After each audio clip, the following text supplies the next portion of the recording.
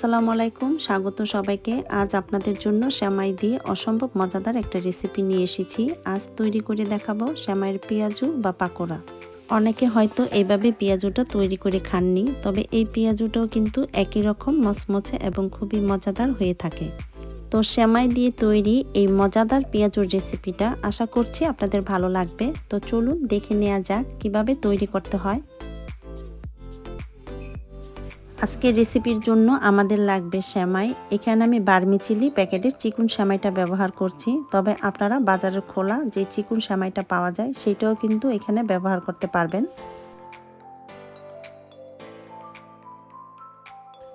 এবার আমি এই সেমাইটাকে এইভাবে ছোট ছোট টুকরো করে ভেঙে নিচ্ছি।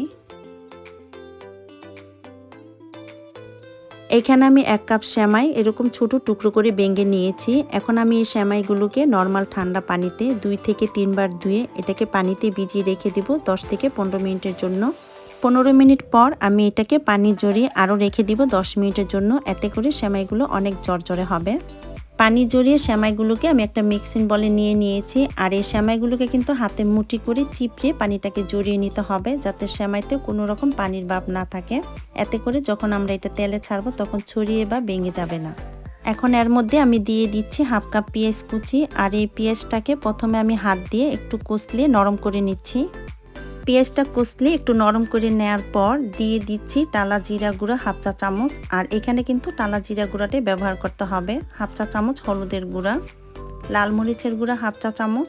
এবার দিয়ে দিচ্ছি চিকেন পাউডার 1/2 টেবিল চামচের মতো। এখানে কিন্তু আমি এক্সট্রা করে কোনো লবণ ব্যবহার করছি না, তবে আপনারা যদি প্রয়োজন মনে করেন লবণ লাগবে অ্যাড করে নিতে পারবেন।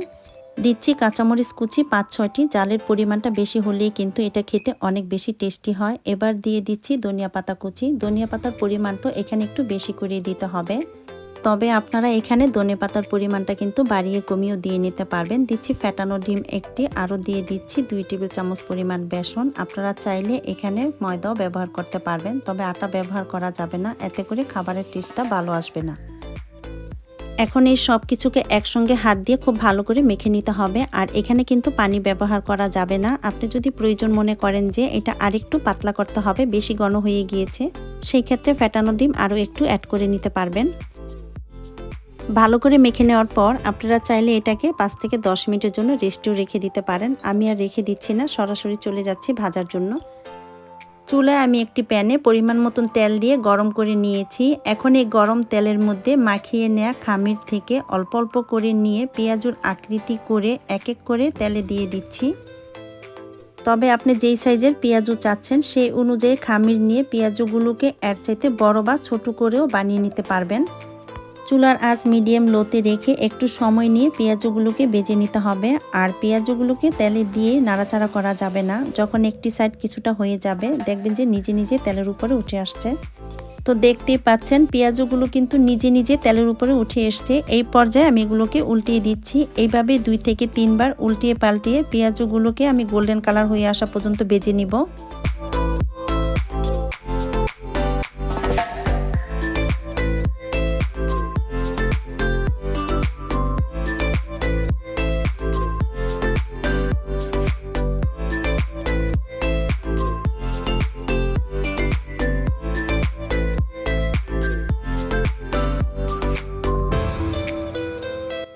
যখন পেঁয়াজগুলো এরকম লালচে বা গোল্ডেন কালার হয়ে যাবে, এই পর্যায়ে এগুলোকে তেল থেকে তুলে নিতে হবে। এর চেয়ে বেশি ভাজা যাবে না, তাহলে কিন্তু পুড়ে যাবে। এখন আমি পেঁয়াজগুলোকে তেল থেকে তুলে নিচ্ছি।